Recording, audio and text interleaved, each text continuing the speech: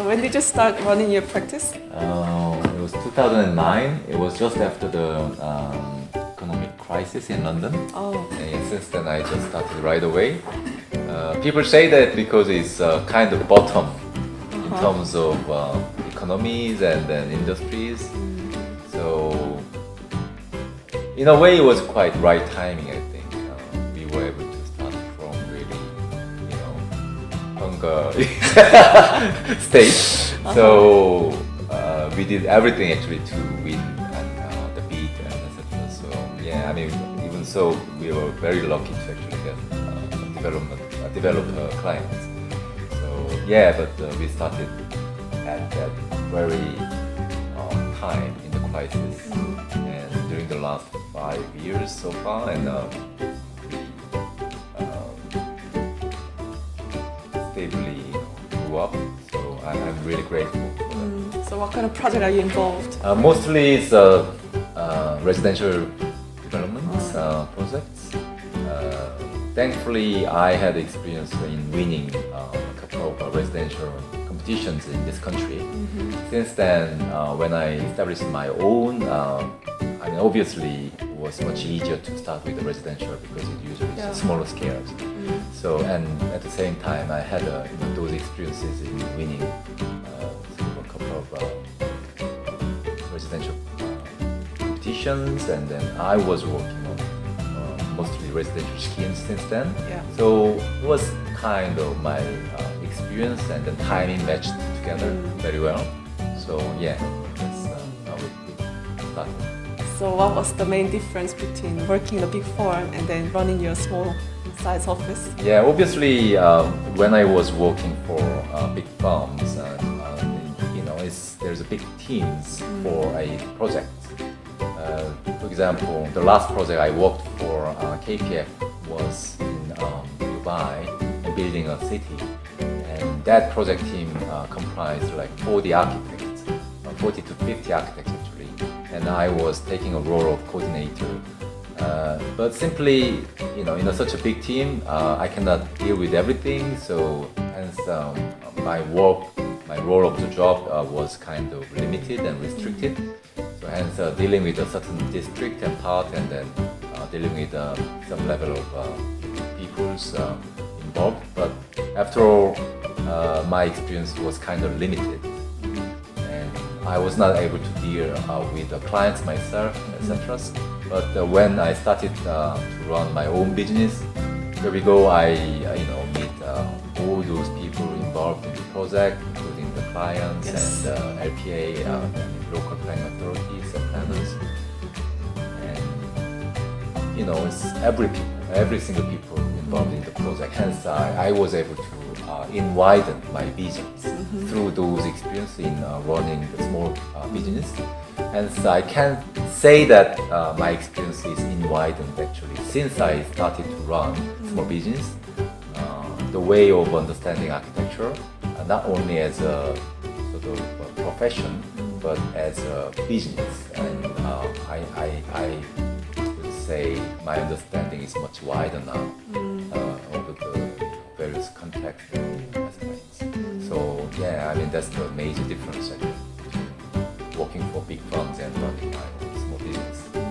Did it influence about your architectural thinking? Of course, yes. I mean, previously when I was working for big firms, I usually focused on the design related aspects and methods. Yes.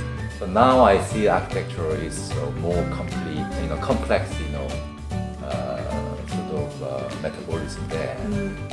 So I understand architecture now not only as a sort of appearance and aesthetic point of view, but at the same time, who actually wants this architecture happening here? So why it should be there? So and need and demand and desire wise, we need to understand why this job has been initiated from the start, and that kind of things I now understand more, I would say. So the way I'm looking at architecture now is more thorough, I would say. So in a way, I try to understand more deliver actually what they wanted rather than what I wanted or something like that. So I mean that's probably the major change actually I got since I started to run my own business. So now I rather listen more to the clients, if they're raising more questions and why actually they want this and that. So I now spend more time in communication instead of actually drafting something of myself. So I found that actually communication to understand client is more really important actually. Our part of service as an architect. So you kind of partially answered, but how to deal with the fact that architecture is very much functional and then cost related, and then you need to deal with the clients who is really cost oriented. But then you need to maintain your common ground as well. Right. Yeah. Well, I mean, I think not only architecture, but I mean, all the design actually related with all these questions you just raised. Whether we are going to focus on design or actually on cost. I mean, when I said design, that means just an aesthetic point of view from appearance. And when we think about the cost, then these two things all sometimes conflict each other. Obviously, there's lots of practical issues there. So yes, that's not only about the architecture, but also industry design and everything related with design actually. But after all, I mean, design is, I think, is not about art. And after all, we will have to come up with a solution to achieve the cost. I mean, here it's budget. The client has that. So unless we achieve that certain level of budget, I mean, the whole meaning of this initiation of the project can be jeopardized. So I think we will have to find out somewhere between this sort of antagonistic sort of approach to design and then the more practical value we can get for what clients wanted to get with their own budget. And probably our role is actually making certain sort of probably somewhere between these two things, it's balance for clients. Yeah. So probably that's probably the answer I can make Okay. in terms of that. Architecture is response to human needs, and then some of the needs you can measure or you can quantify, but some of them you cannot measure, such as quality of life and then how it makes you feel, and then I mean, how do you bring those matters into your project and then communicate Yeah. with people? To me, sort of, I mean, it's funny to say if I categorize into some stages, but if I say so, earlier stage, I mean, because of most of the project I'm dealing with, development project, it's not for private end users. So first of all, I'd like to divide the category into two. So category one is private development for selling. So in that case, developers need, I mean, in this case, developers are actually my clients technically, even though there might be end users, I mean, in this case, public, who are going to buy the house or flats from the developers, who is my client. So I have a problem here because even though I design, deliver architecture, actually my technical client is a developer who need to make profit out of this delivery. And after all that, the buyer will, I mean, end user here will live in that environment. And to be honest with you, it's very difficult to bring in this case, a personal attachment to the space. adds a kind of another level of layers to consider Yes. to make a decision for designers, etc. So in this case, usually we make a decision to move on for the profit to the client, in this case the developer. At the same time, probably we still will have to consider the public goods. I mean, in a way, we need to consider certain level of qualities of the space to secure some level of quality of the environment. But it's not likely a private, sort of level of feelings or attachments there, I would say. So it's kind of different. Okay. In case of the category 2, then now this is a private client. So many small projects we carried out was for the private client who is going to live in their own Yes, house yes. there. In that case, they have very personal attachment to their own space, and so I rather listen to actually their lifestyle, how they use the space, and if they like reading books or actually gathering around with the families, and depending on all this their personal life, and then I intend to accommodate those sort of needs depending on their design. So it's kind of really different. And even in these two different categories, depending on the stages, there are different sort of tactic for me to make a decision. So earlier stage, I don't really start from considering all those personal attachment to the space. So earlier stage is a little bit different, but then the kind of middle stage, and then when we move in further details, and then I rather listen to their more sort of individual human needs. I mean, if you say that it's a human needs, then we deliver the products. But then the third stage is actually what in reality really happens is that once they start to use the space, then they're going to personalize it again.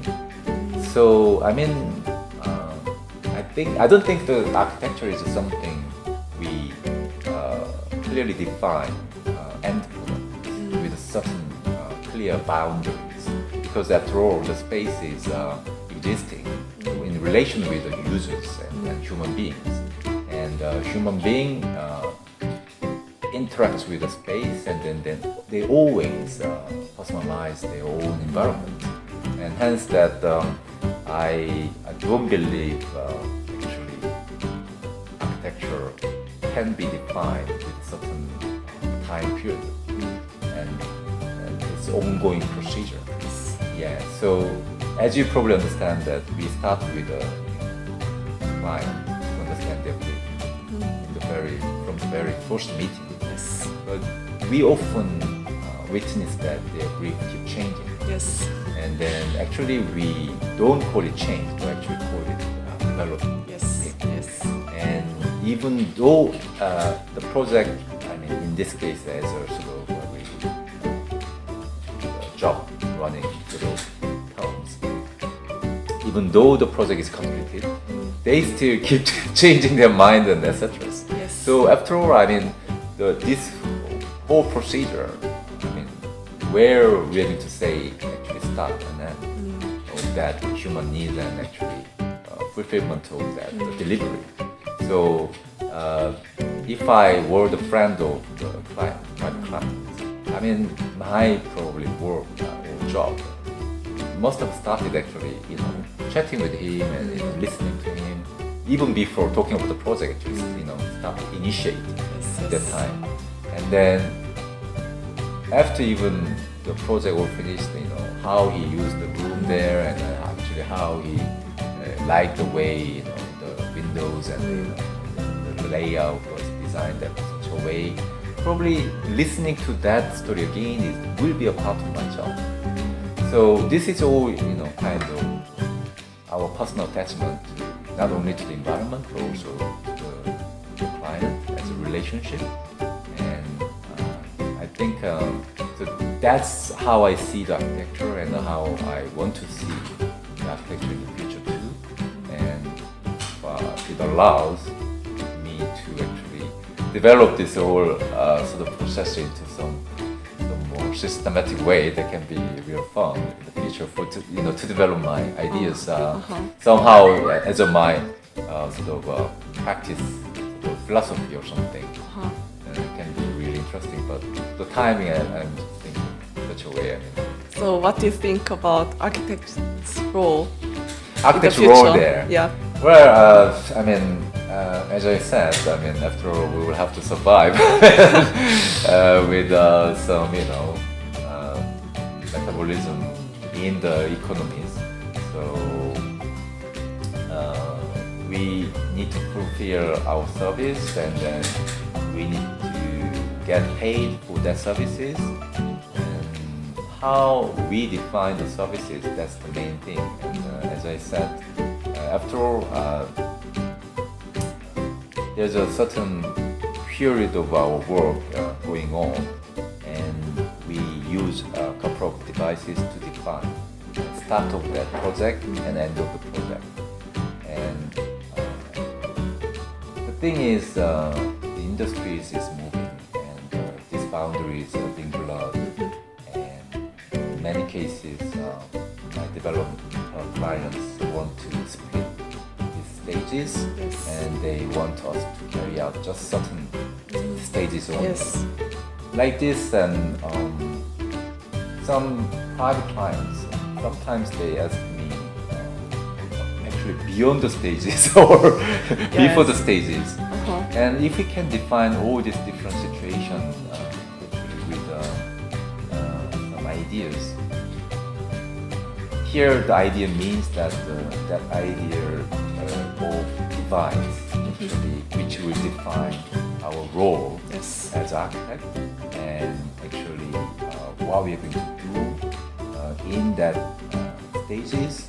And if it's clearer with that tool and device, then probably we can actually charge them for that. But I'm not quite sure if we can do that now. For that, all this before and beyond things. But the future, to do this or to see this happens, I think the role of the institute, of the professional sort of institute, is really important. For example, here the RIBA or ARB, that's the institute representing architects' Yes. responsibility and roles. And I believe that their role is really important in developing this kind of tools and devices to define what actually architects does or can do, or shouldn't do, or cannot do, or something like Yes. that. And probably it's impossible to define such a things. But you know what the thing is? This society, our industry doesn't work without a tool and device. Yes. Always, architecture is such a complicated and complex metabolisms, Yes. where so many different professionals will have to engage, and there are so many legal methods integrated there. So architectural industry is full of problems, potential problems Yes. existing there. Uh-huh. So without such a legally legitimate tool Yes. and devices, and we easily get lost. It's getting lost easy. It's okay, but actually later, if we are chased by all these legal methods and Yes. etc. for something we delivered without any harmful intentions, but after all resulting in really disastrous Yes. result, then we will see our not only the future but the current life will be jeopardized. So after all, we need a device and tools to work as architects in such complicated and complex systems. And I believe that those professional institutes need to endeavor to develop such a tools and devices to actually guide future role of architects and to protect their professions. If it's not, like proactive, then at least, kind of reactive way. And that's why I believe that the role of institute